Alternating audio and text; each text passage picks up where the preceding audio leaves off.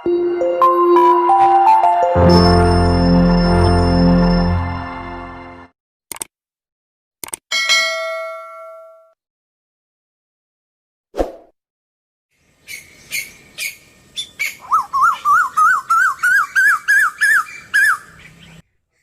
Friends, आज हम ode to an nightingale के स्टैंजा थर्ड और फोर्थ को डिस्कस करेंगे। Fade far away, dissolve and quite forget what thou among the leaves हैड्स नेवर नोन। कीट्स इस दुख भरी दुनिया से भागकर नाइटिंगेल की दुनिया में चले जाना चाहता है, जहाँ पर किसी प्रकार का कोई भी दुख नहीं है।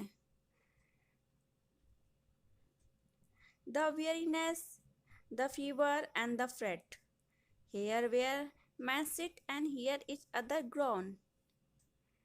ये दुनिया तो थकान, बीमारी और चिंताओं से भरी हुई है। यहाँ पर लोग लगातार दुख सहते रहते हैं।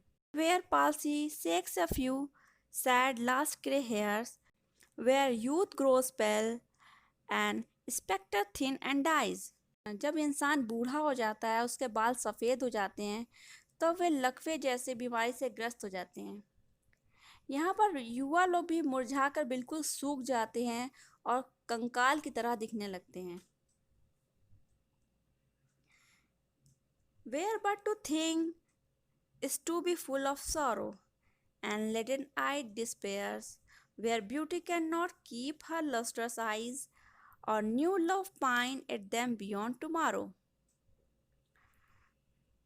जब मनुष्य जीवन की सच्चाई के बारे में सोचने लगता है, तो उसको दुख के सिवा कुछ भी नहीं मिलता। खूबसूरत औरतों की जो आंखों की चमक होती है, वह भी एक दिन चली जाती है। ये खूबसूरती बहुत ही कम समय तक रहती है, यह भी एक दिन ख़त्म हो जाती है। यहाँ तक कि जो युवा प्रेमी होते हैं, उनका पैशन भी कम समय के लिए होता है और एक दिन ख़त्म हो जाता है। Away, away, for I will fly to thee, not charioted by Bacchus and his parts, but on the viewless wings of poesy. Though the dull brain perplexes and retards already with thee।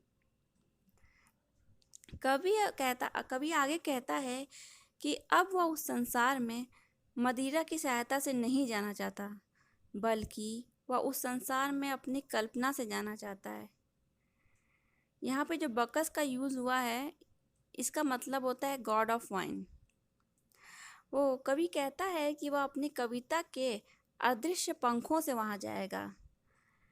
फिर वो आगे कहता है कि उसकी बुद्धि और विवेक तो उसकी उड़ान में बाधक हैं, लेकिन वह अपनी कल्पना से नाइटिंगेल की दुनिया में पहुँच जाता है। Tender is the night and happily the queen moon is on her throne, clustered around by all her starry face, but here there is no light, save what from heaven is with the breezes blown through verdurous glooms and winding mossy ways।